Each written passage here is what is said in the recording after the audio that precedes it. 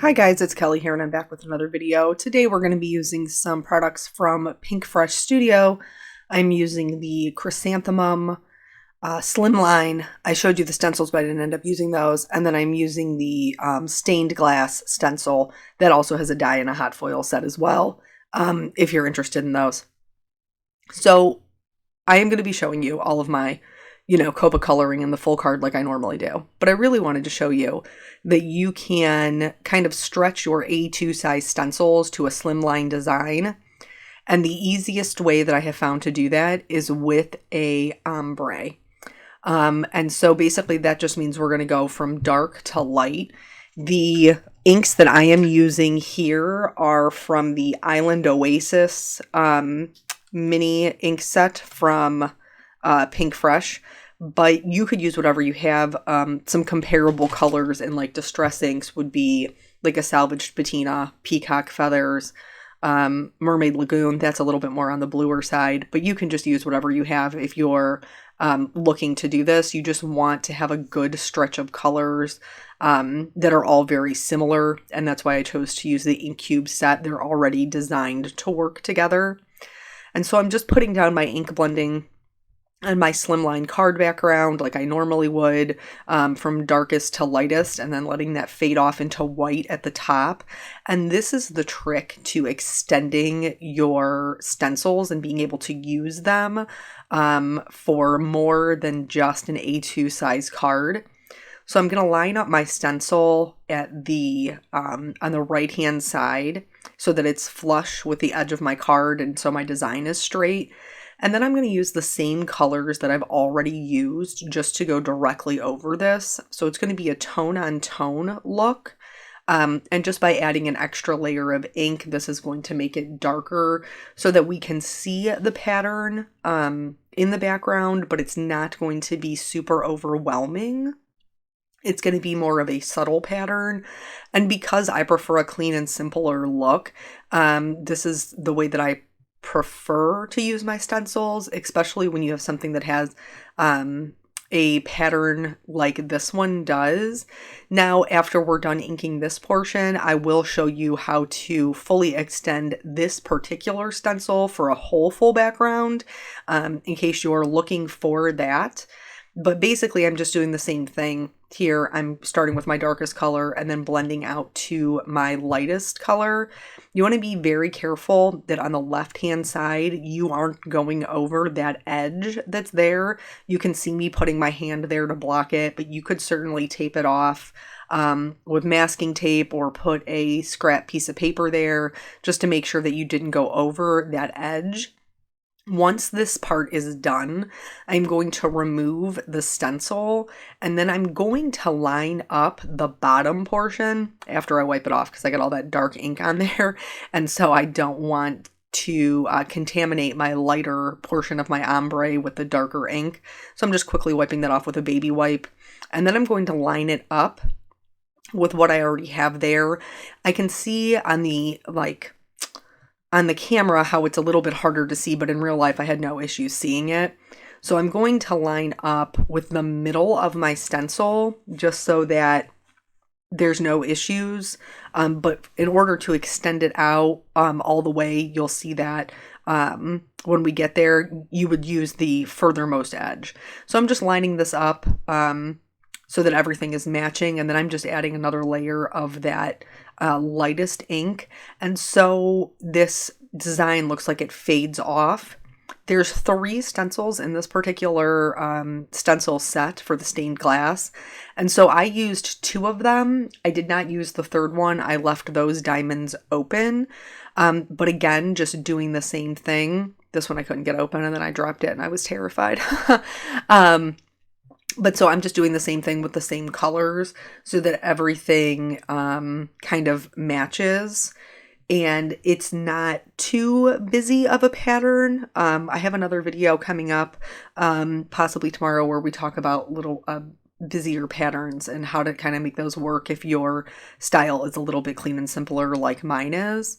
And then here I just had to scoot it over. I missed one of the diamonds that needed to be filled in. And for the most part, I'm pretty happy with the way that this background turned out.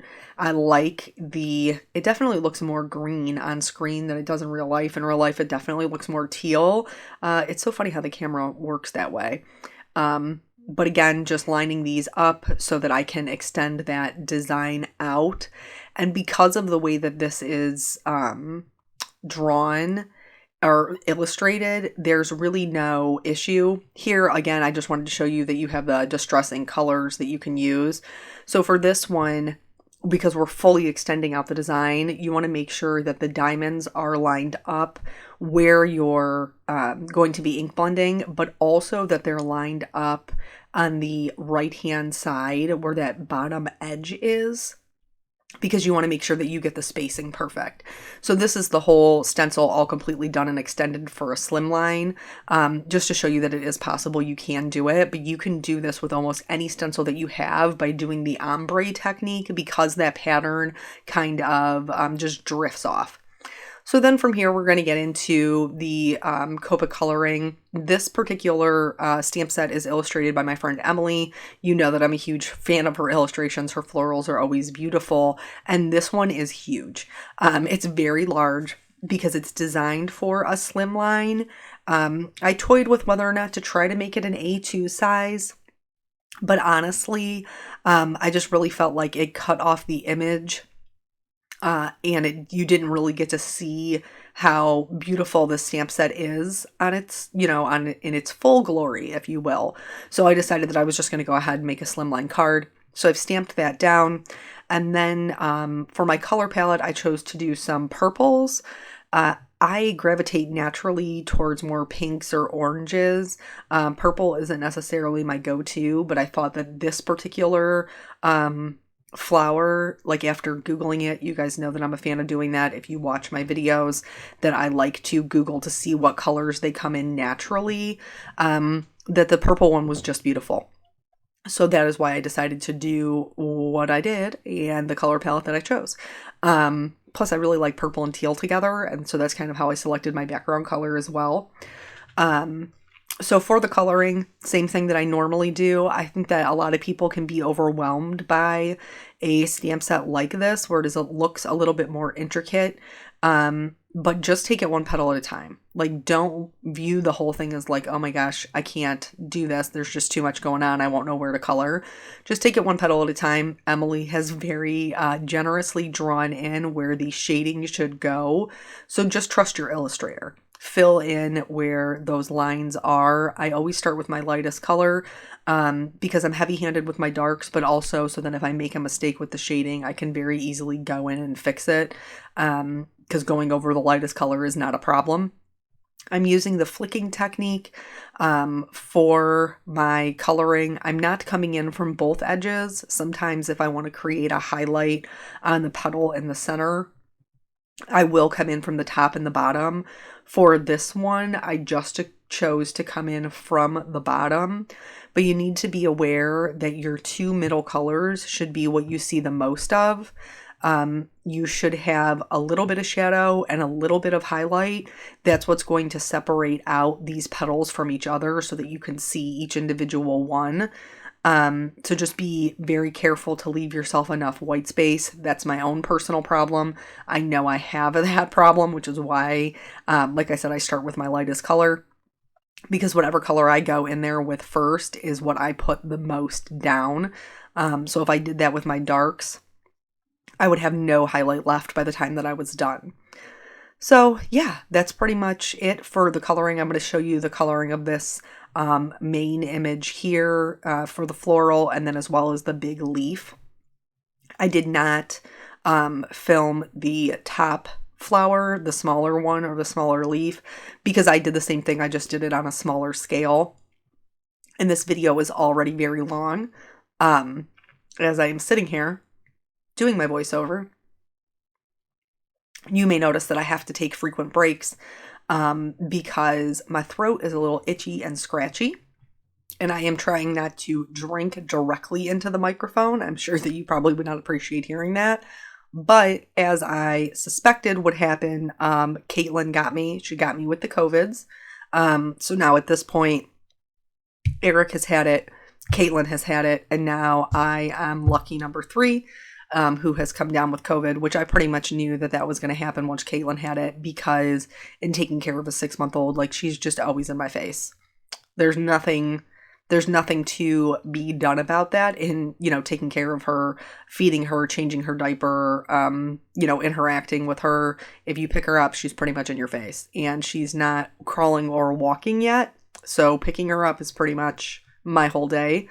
And obviously we have been isolating in our own house, with just each other. So far, as of this morning, Peanut has still somehow avoided it. We've tried to keep him away from Eric when he had it, tried to keep him away from his sister, because I think I told you in the last video, hers actually started with pink eye. So that's so contagious, and I didn't want him to end up with pink eye. So even before we knew she had COVID, I was like, stay away from your sister. Don't touch her things. Wash your hands all the time. Wash your hands. Wash your hands. Wash your hands. But boys are little boys, and sometimes they don't, even when you tell them to. So I'm hoping that he gets away unscathed, or we will be on another week of quarantine, where so far we've been on, what are we? Since the 22nd? Since the 22nd of May, we've been in this house all together, just hanging out. So fortunately, because of our vaccination status, our quarantine time is a little bit shorter. Caitlin's was not, because she isn't vaccinated. So now at this point, I've had to stop my voiceover like 4 times because my throat gets itchy and then I need to cough. And of course, this has to be a super long video, right? We're only halfway through. But anyway, so I went and got a cough drop, which I don't care if Hall says they're honey flavored. They're not. They still taste terrible. But hopefully that will be able to get us through the next, what do we got? 10, 12, 15 minutes of the video. So yeah, yesterday I had some runny nose, but it's June, end of May, beginning of June, so I just assumed that it was my allergies because I didn't have any other symptoms. And then this morning I woke up, I had a little bit of a sore throat, a couple of body aches, and I was like, I'm just to be on the safe side, I'm going to go ahead and test. And then sure enough, came up positive. So far, the symptoms have been pretty mild, which I am very grateful for. I don't feel too terrible. I know Eric was very, very congested when he had it. So I will be interested to see if that happens in the next day or so. But yeah, that's just kind of where we're at. Hopefully, I will still be able to get some work done, because obviously, as we know now that I'm not working full time, if I don't work, I don't make any money. So that is one of the side effects of being a part-time employee. Somebody had left a comment and we were like, maybe I misunderstood. I thought you were still working part-time outside the home. I am still working part-time outside our home, just not for the last 2 weeks because everybody's had COVID. So I can't just go out and about into the public with the possibility that I may have had it. And obviously it turns out I did. So I'm glad that I wasn't out gallivanting doing things. And we haven't seen my parents. We did see them. When was that? We've been taking Caitlin on nightly walks, which is really nice. She likes to be outside.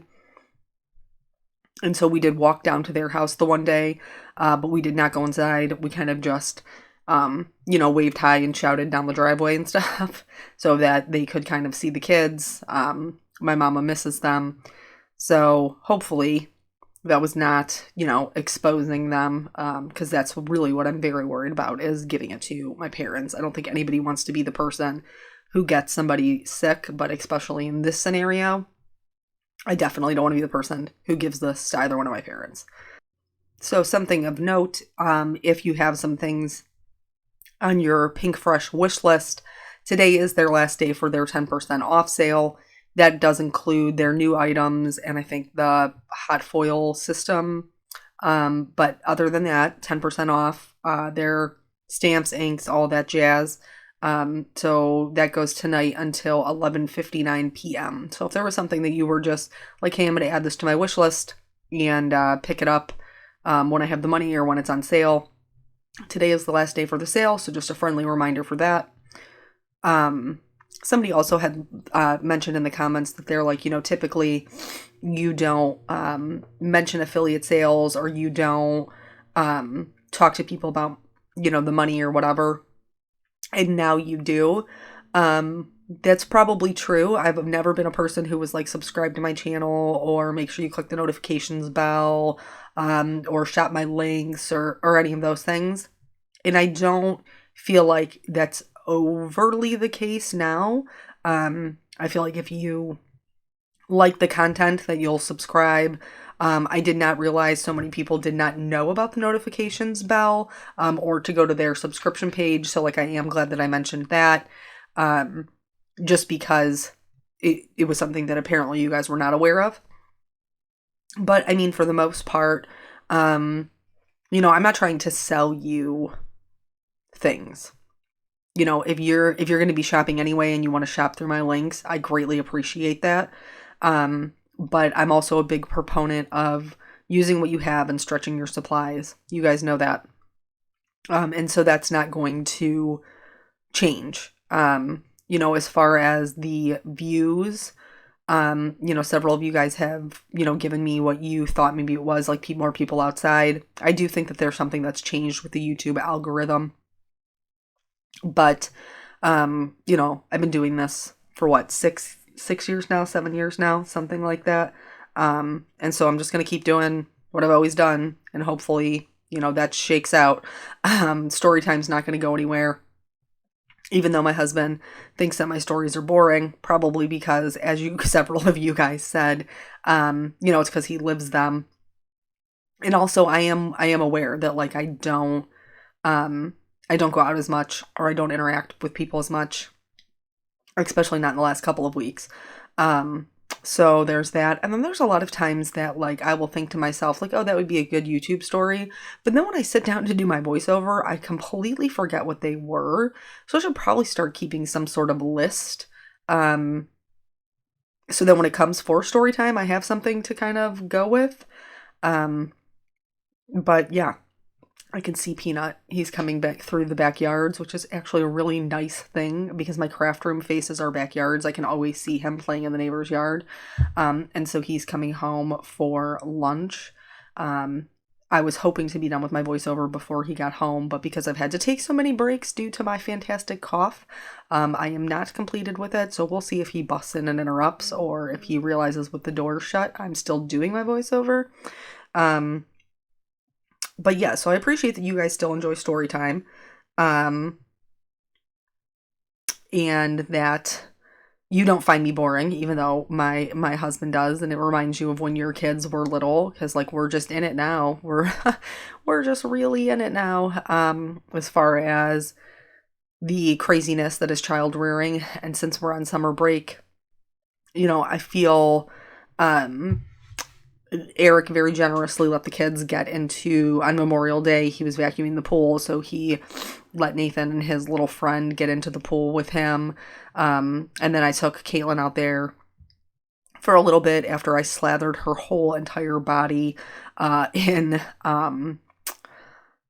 why can't I think? I was going to say suntan lotion, but that's not right. In sunscreen. And then I also put a hat on her, and then I had sunscreen on, and I put a hat on, obviously with my recent, skin cancer situation. I didn't really want to, risk it, since I am now more at risk for that.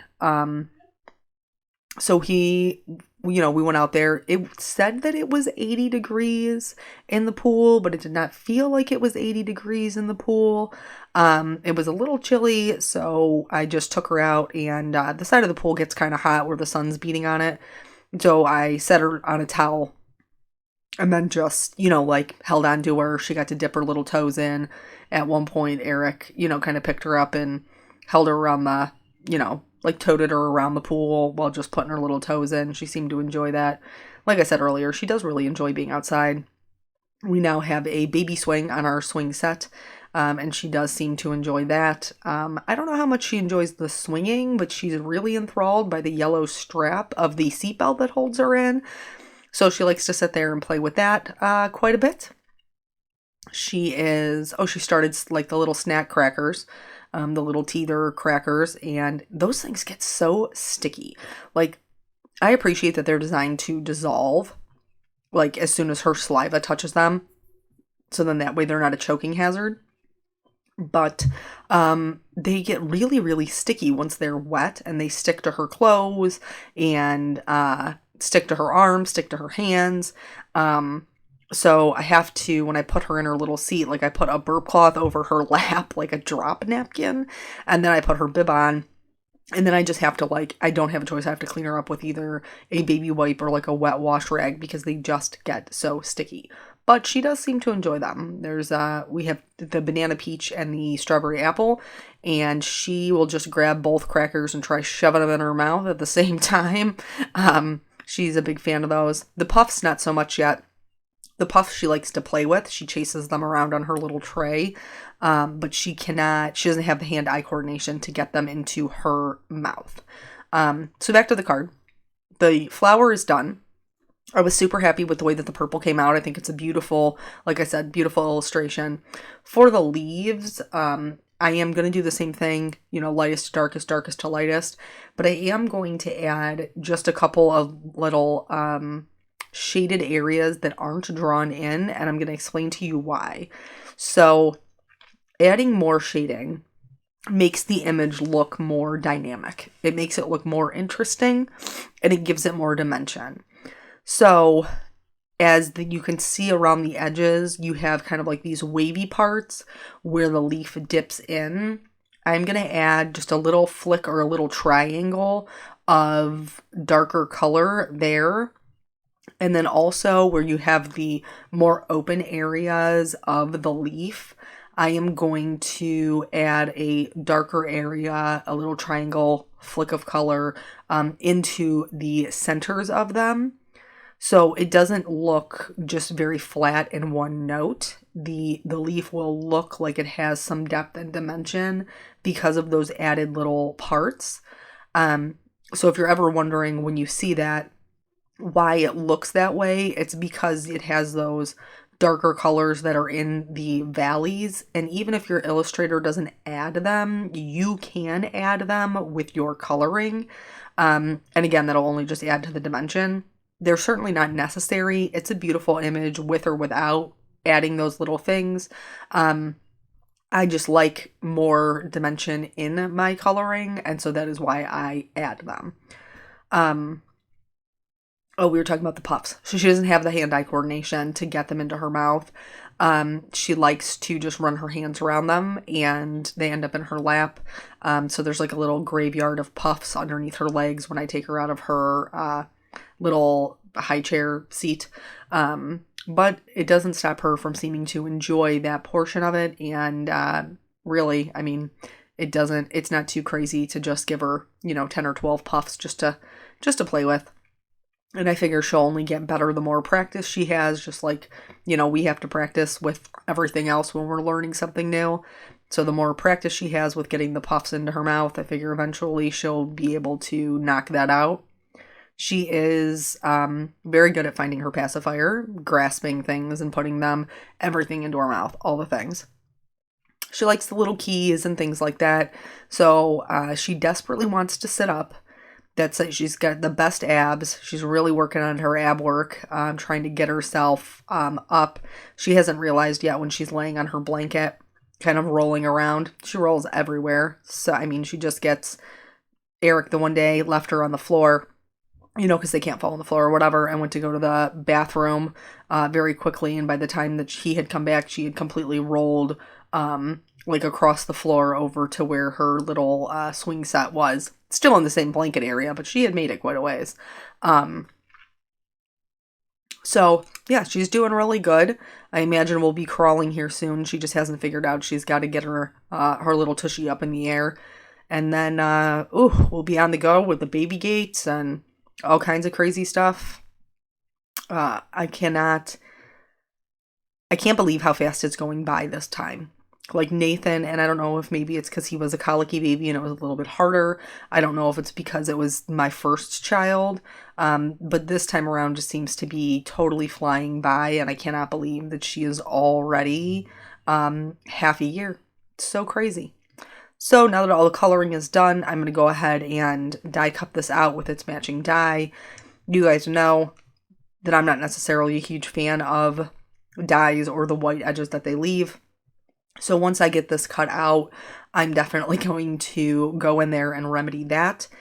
So I'm going to glue this down flat. I could have popped it up, and I did consider it, but I figured Slimlines are already, they're just different to mail. You know what I mean? It's already kind of a bigger piece than an A2 size card. And so I just figured I would glue it down flat so it would be much easier to mail, period. I do like the way that the colors play together and the way the kind of the purple and that like yellow green jump out from the teal. I think that that's a nice, pleasing color palette. And then I'm going to go in and I just have Copics that I'm trying my best to match to the background. I think this one is a BG23. But regardless, I obviously had to change them as I worked my way down the card, since we do have this ombre that is going on, this, this color gradient from dark to light. And so I just filled that in so that it all blended in nicely. For my sentiment, I am using I think this is Modern Scripts 2. And so because I only want this one sentiment, I'm just stamping this on a scrap piece of paper. I am just going to ink up the sentiment that I want to use. If you're a person who keeps like little bowls or envelopes or whatever, like you certainly could stamp them all and then run them through the die cut and then just have them, ready and waiting. I don't. If I cut out all of them, I will lose them and then I'll have to do it again anyway, so there's no point for me. So I'm just going to do what I need for today. And then I did add a little bit of the tealish green color to the sentiment as well, so that it would kind of blend in really nicely to the background. And I glued this flat as well. And I think it did a pretty good job of blending in. I didn't have to re-ink my ink blending tools. I just used the extra that was left over from the background that we did. And then once that was down, I decided to accent it with just a couple of the clear gems. Again, I think these are the Aurora Borealis ones. They're kind of my go-to right now. And the last thing that I did, because you guys know I love the shimmer and shine and all that jazz, I just went through on the edges of the petals and added some clear glitter. And then that's it. That is the whole card. So I hope that you'll be inspired to see how you can kind of stretch the supplies that you have, those A2 stencils, into a slimline design. I maybe learned a little bit about the Copic coloring. I appreciate you guys hanging in there with me. Clearly not the best voiceover we've ever done, but we made it through. So thank you again for spending your time with me, and I will catch you in the next video. Bye.